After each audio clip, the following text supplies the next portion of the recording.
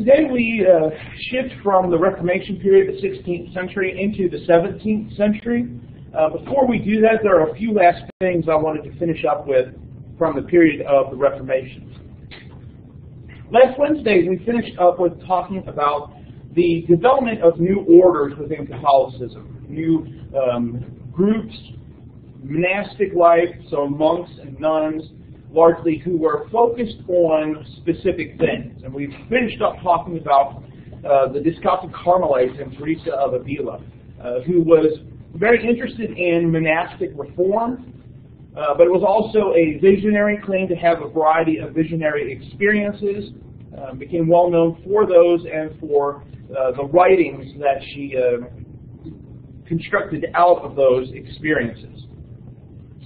So that was one major order developing in the 16th century within Catholicism. Another major order is the Society of Jesus.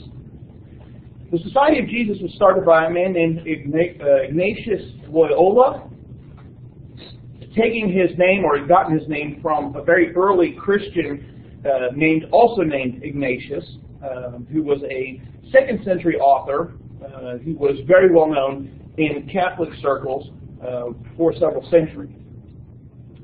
Loyola had been born into an aristocratic family in Spain, so grew up in the upper class, but had actually served as a soldier in the Spanish army.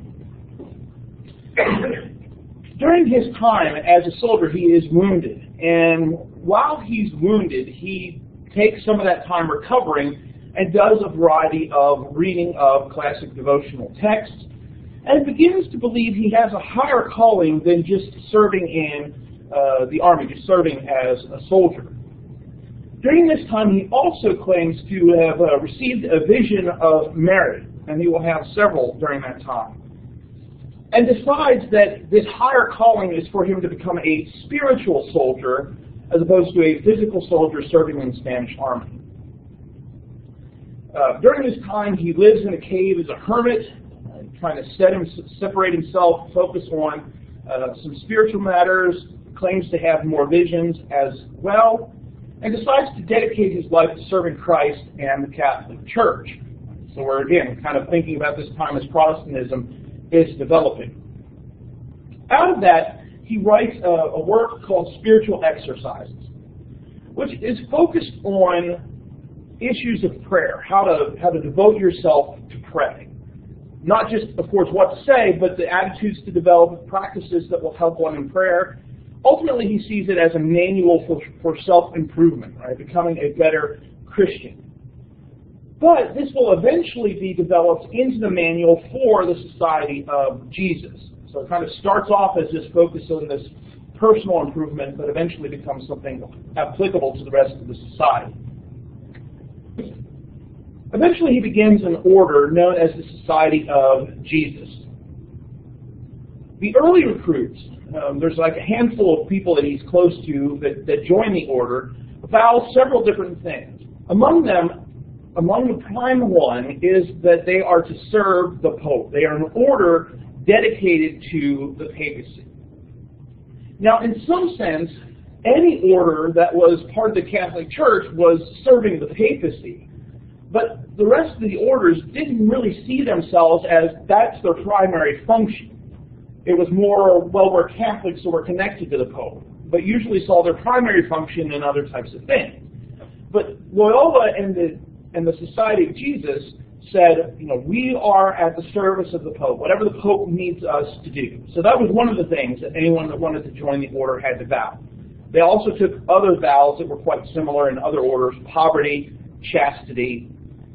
But then they were also focused on this idea of converting the Turks, converting Muslims in the eastern part of Europe. The order was nicknamed the Jesuits. So the technical name is the Society of Jesus. They're often referred to as the Jesuits.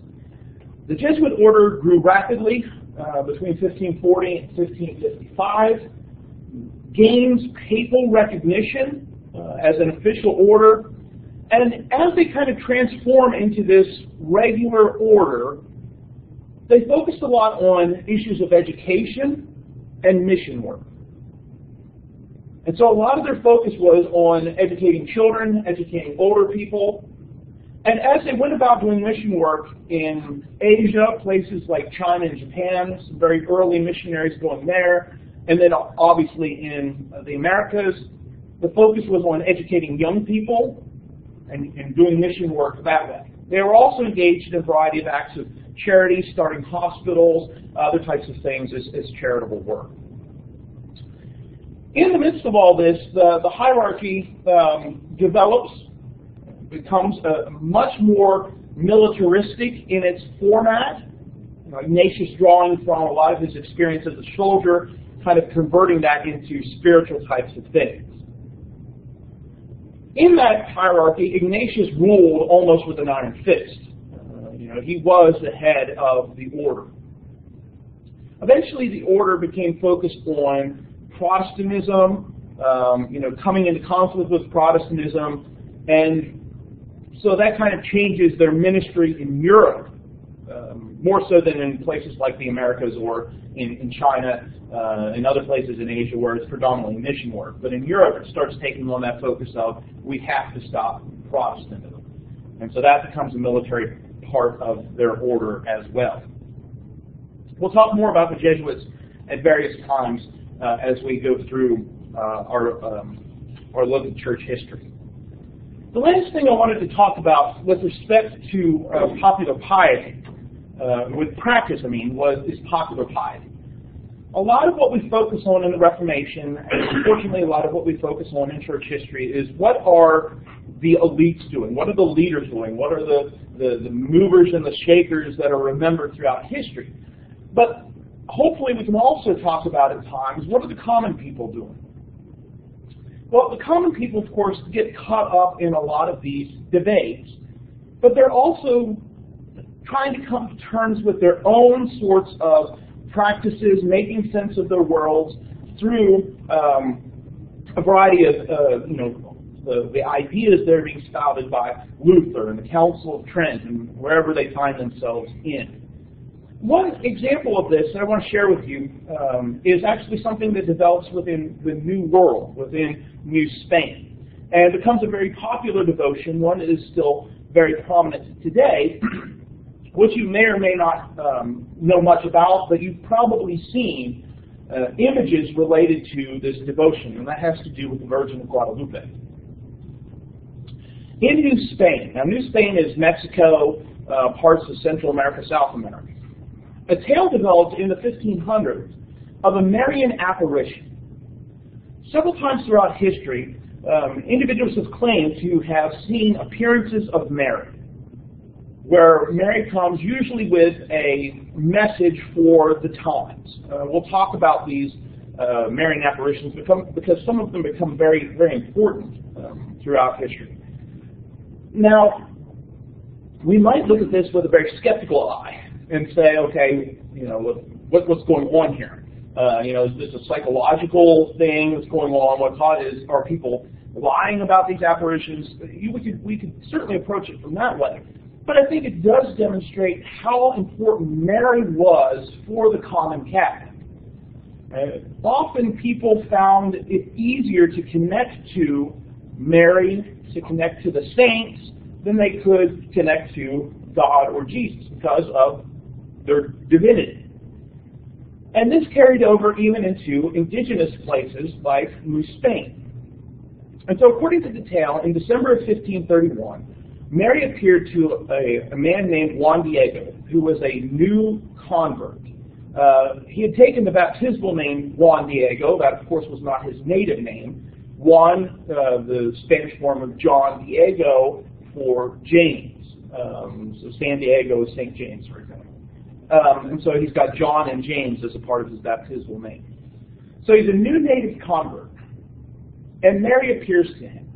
And the message that Mary has is that Juan Diego is to tell the bishop of the region that he should build a shrine to Mary in the place where she has appeared to Juan Diego.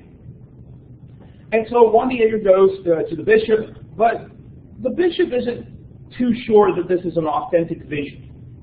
And so he asks Diego for a sign, something that will prove that Mary has appeared to him.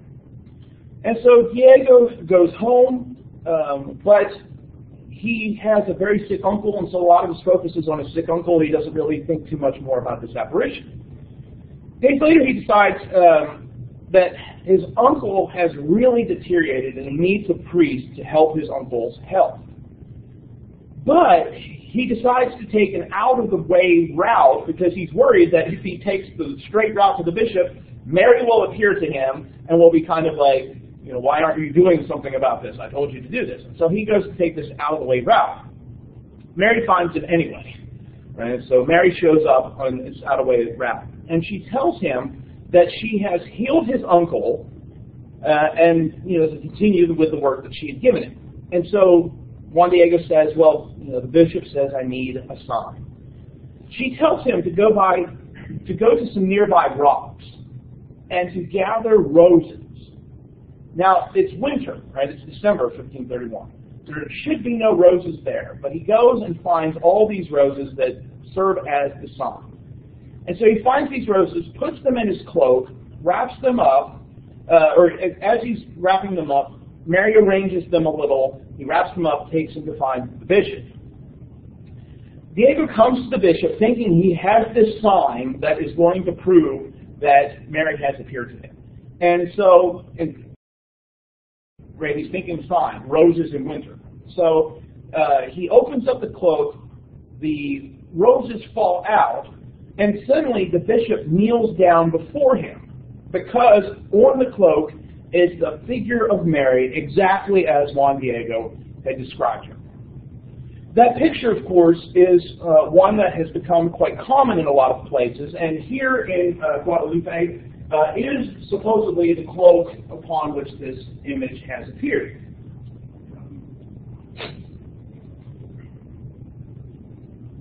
And so this image has become a common one, especially in Latin American, in Latino Catholicism. You've probably seen it in a variety of situations and a very popular devotion. But here we have this common native convert who is made special because of Mary. And so a lot of people today devote themselves to the Virgin of Guadalupe. And you find this all sorts of places, even on like tattoos. Right? So here's a woman who's tattooed this image of the Virgin of Guadalupe on her arm, which kind of raises a variety of questions of what is it that leads you to take this image and place it on your body.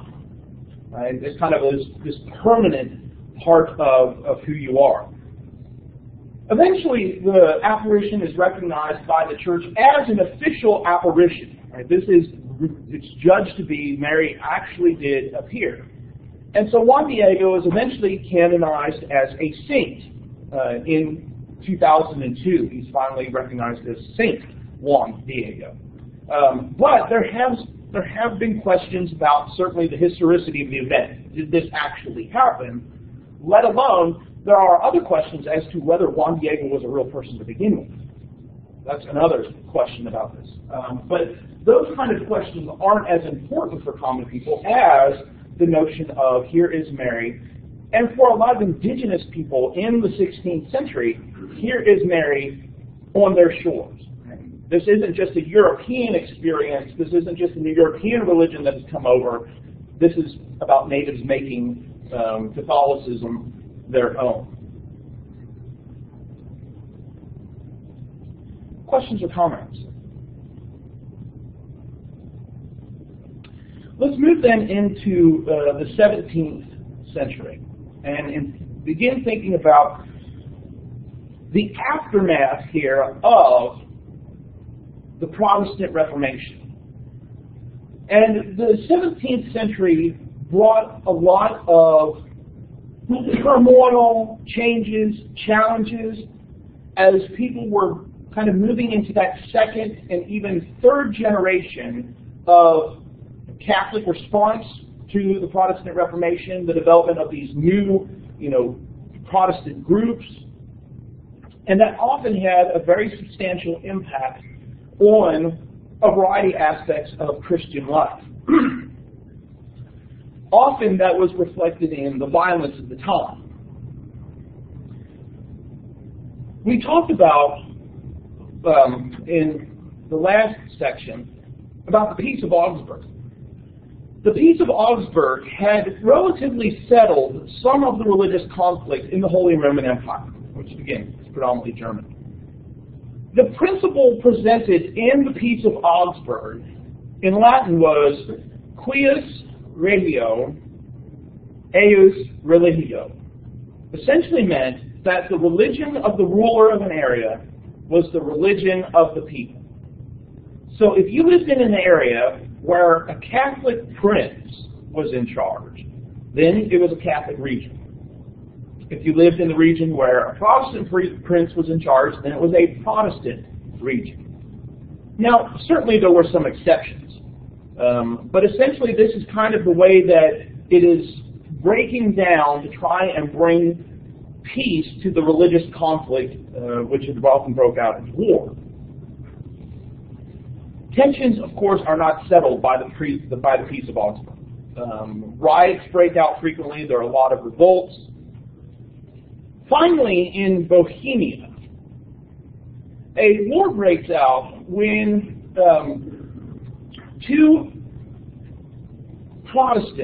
Bohemian Protestants throw two of the Catholic king's advisors out of the window.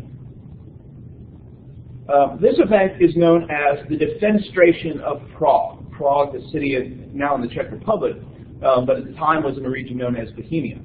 Defenestration is a fancy word to say thrown out of a window.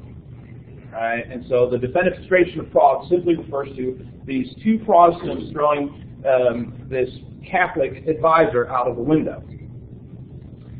The Bohemian Protestants look to nearby regions that are Protestant for help. While that's going on, Catholics invade Bohemia. They're successful in gaining control with all the revolts and eventually persecute the Protestants and execute the leaders of this revolt.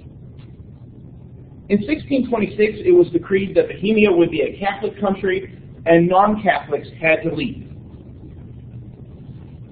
Excuse me a second while I grab a cough drop. So, here again we have this kind of back and forth over who's going to have control of this region. And so it starts off just focused on Bohemia. But eventually the Netherlands, Denmark, and England, all of which are Protestant regions, join to invade Bohemia and to restore the Protestant king that had been set up in the Protestant revolt. The king that they're trying to establish was also son-in-law to James I, King of England. Right? So there's going to be a tie there to England as well. The war continued for another 2 decades, involving a variety of European powers and kingdoms. Hence the name, the 30 Years' War. Eventually it ended in 1648 with the signing of the Peace of Westphalia, which was a series of treaties between the Holy Roman Empire, France, and Sweden. Essentially, the Peace of Westphalia allowed anybody to follow their own religion, right? The prince and the subjects. So even though you were in a Catholic country, you did not necessarily have to be Catholic. And so you had some sort of religious freedom if you were Lutheran, if you were Catholic, or Reformed. And Reformed referred to strands of Zwingli's teaching and Calvin's teaching. However, the one exception is if you're Anabaptist. If you're Anabaptist, it didn't matter where you are, neither Catholic nor Protestants recognized you. And so a lot of main continental Europe engulfed in the 30 Years' War, kind of an outgrowth of this Protestant Reformation. In England, there were continued tensions over the Protestant changes that had been going on with that country since the time of Henry VIII. Elizabeth I, who we talked about in the last section, died on March 24th, 1603 with no heir. She'd also been unmarried, which has led people to refer to as the Virgin Queen.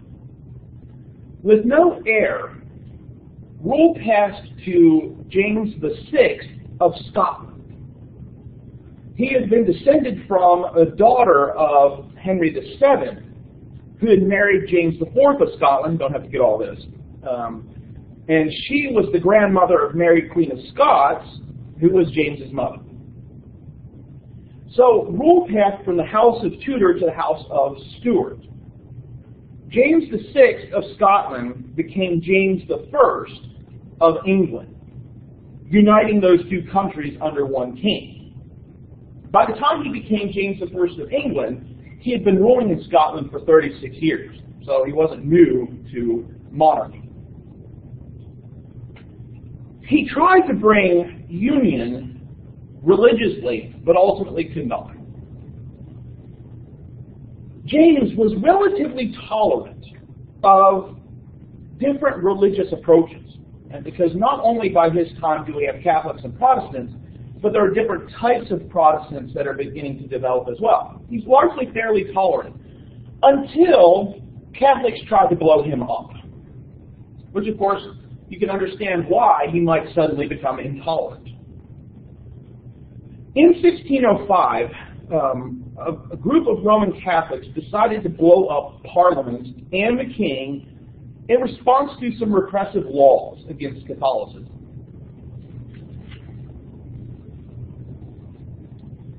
The main person who is believed to have been at the head of this, although there's some question, is a man named Guy Fawkes. He and his co-conspirators were discovered on November 5th, 1605. And were eventually, Fawkes especially was eventually executed. November 5th is still a holiday in Great Britain, observed as Guy Fawkes Day or Guy Fawkes Night, which usually involves burning of effigies of Guy Fawkes. So these dummies that are meant to be Guy Fawkes set on fire. And of course, in recent years, Guy Fawkes' mask has become very prominent in groups like Anonymous, the hacker group, V for Vendetta, other types of things, use that image of Guy Fawkes as kind of this anarchist, rebelling type of image. And so, out of that, James becomes even more anti-Catholic. So there had been some repressive laws. He's fairly tolerant. They try to blow him up. He becomes very anti-Catholic, passes even more laws against Catholicism.